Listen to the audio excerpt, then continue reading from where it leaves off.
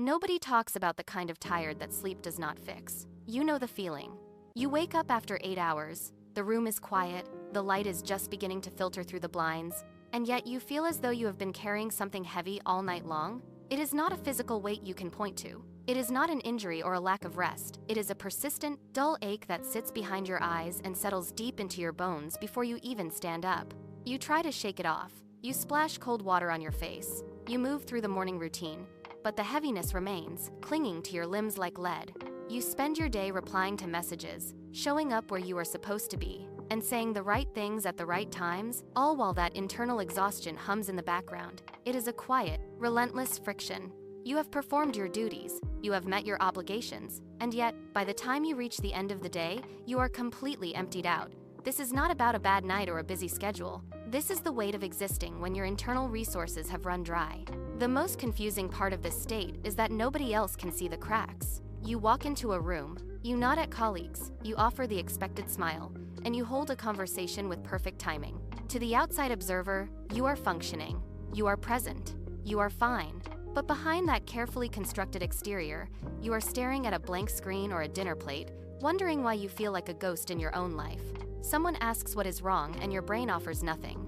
Not because there is an absence of pain, but because there is no language for a void this deep.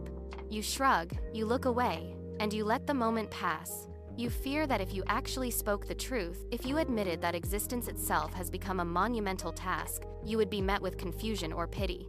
So, you retreat further into the silence. You sit in your car in a dark parking lot, hands gripping the steering wheel, waiting for a spark that does not come. You are not lazy.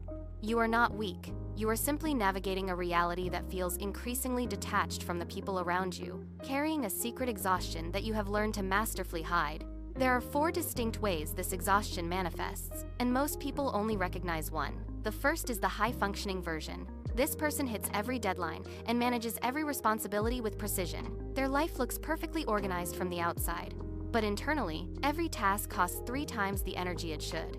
Getting through a normal day feels like running a race that nobody else can see. When they finally stop, they cannot rest. Rest feels like guilt. It feels like falling behind. They keep moving, and the exhaustion compounds quietly beneath the surface. Then there is the numb type. This confuses people because it does not look like sadness. They are not crying. They are simply not present. Things that once brought genuine excitement now produce nothing. Hobbies feel hollow. Plans feel like heavy obligations.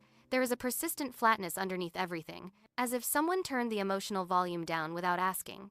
They continue to function, they show up, and they speak, but they feel like they are watching their own life through a thick, gray pane of glass. It is not an absence of logic. It is the total erosion of color from their daily experience. Then there is the overthinker.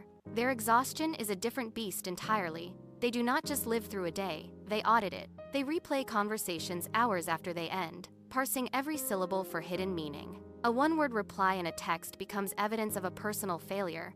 A canceled plan is processed as a total rejection. Their brain runs constant, high-stakes threat assessments on situations that require none. The energy burned in these silent mental loops is staggering, even if the person remains perfectly still to the outside world. Finally, there is the suppressor. This person keeps everything pushed down, staying busy by design. They tell themselves they will deal with it later, insisting that others have it worse. They are masters of immediate function, staying productive through sheer force of will. But there is no later where this inventory resolves itself. The stress does not dissipate, it stacks. Every suppressed fear and ignored ache adds another layer to the foundation. From the outside, they look capable and steady. Underneath, the pressure is reaching a critical threshold. They are building an unstable tower of grievances, waiting for the one tiny, inevitable mistake to bring the entire structure crashing down. The breaking point rarely arrives with a roar. It arrives with a coffee cup slipping from a hand, or a simple request at the end of a long day that suddenly feels like a mountain. The suppressor is standing in the kitchen, exhausted. When the glass hits the tile, it shatters. A dozen sharp, transparent pieces scatter across the floor. That is the moment. It is not about the glass. It is about the fact that they cannot bring themselves to pick it up. They stand there, motionless, watching the shards. The wall they built to hold back the inventory of months, the ignored grief, the unacknowledged fatigue simply dissolves. The silence in the room becomes heavy, pressing against their chest.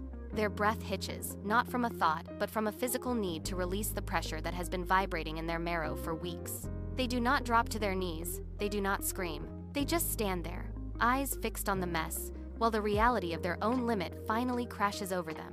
The tower of grievances has fallen. There is nothing left to suppress, and for the first time, the effort to stay upright, to stay productive, and to stay composed is completely gone. After the collapse comes the noise. People see the stillness and they try to fill it with words. They offer advice meant to help, but it lands like a blunt instrument. Just think positive, they say.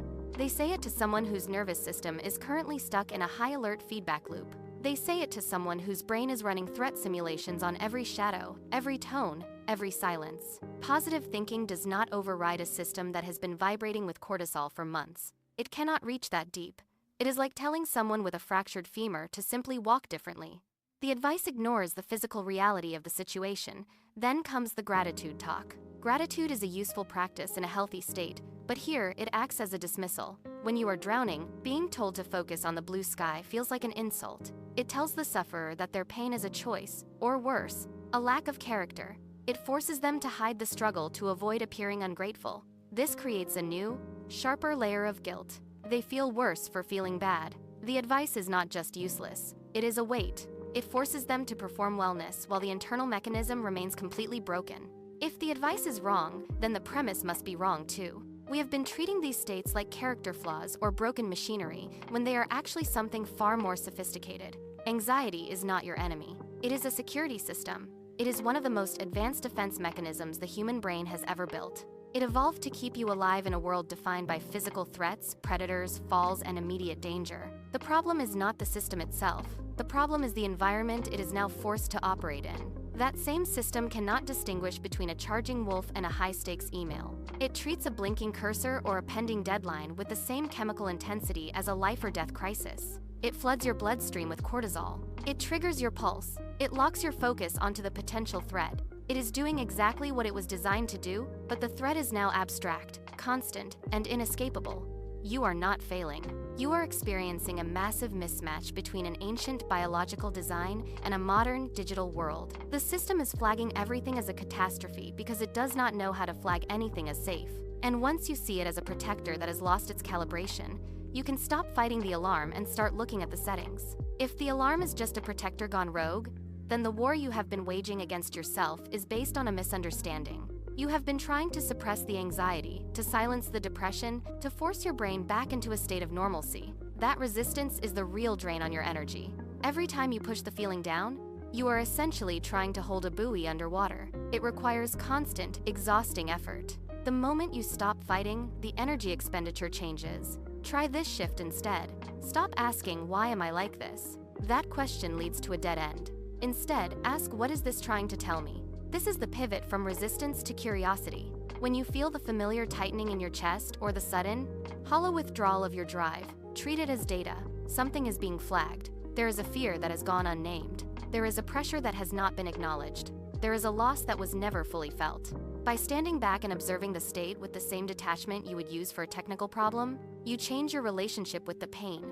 You are no longer the victim of your brain's responses. You are the investigator. You are listening to the signal instead of trying to break the radio.